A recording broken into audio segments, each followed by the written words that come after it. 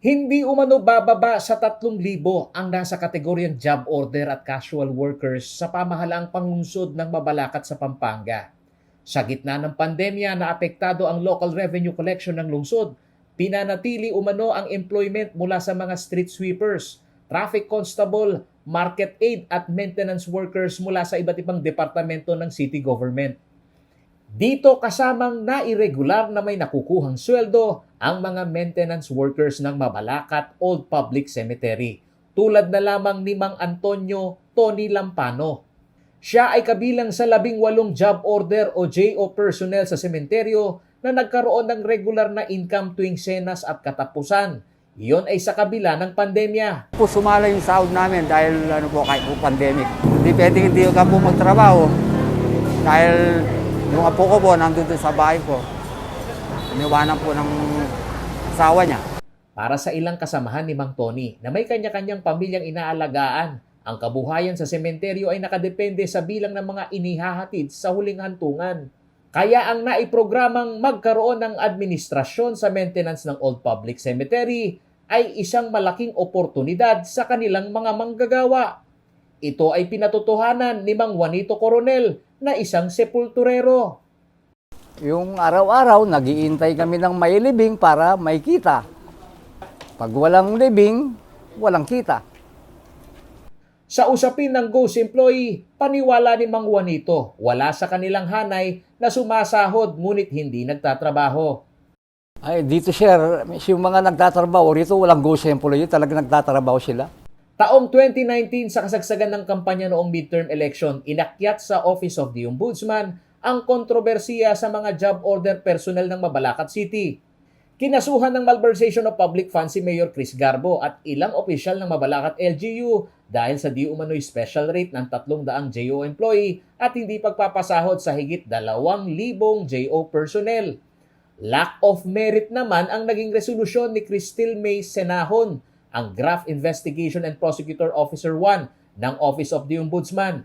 Inilabas ang desisyon noong pang January 27, 2020, subalit formal itong tinanggap ng kampo ni Garbo nito lamang ika-4 na linggo ng Mayo 2021.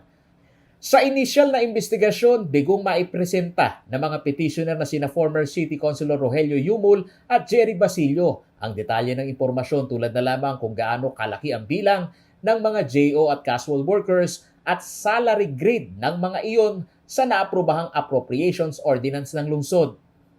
Para sa alkalde ng Mabalacat, hustisya ang nanaig sa kasong naging hamon sa kanila na paigtingin ang transparency at accountability ng kada departamento na nagkaroon ng bukas na oportunidad na employment para sa mga JO personnel.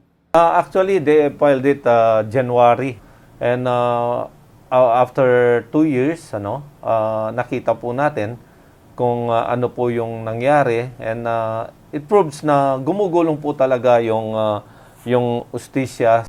Ayon kay Garbo, ang pagkakaroon ng maraming JO personnel ay rasunable kung ito'y nakapagbibigay din umano ng trabaho sa kanilang distrito upang umikot ang lokal na ekonomiya ng lungsod.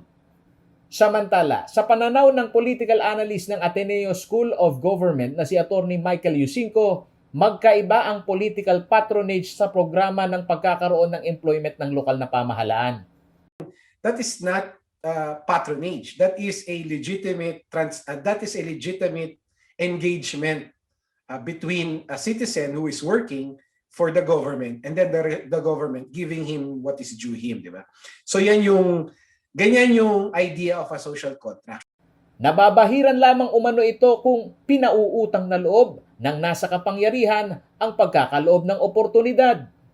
Walang mabuting patronage. Yun ang ibig ko sabihin. Alright. Ang patronage by its very nature is wrong, is evil, kumbaga.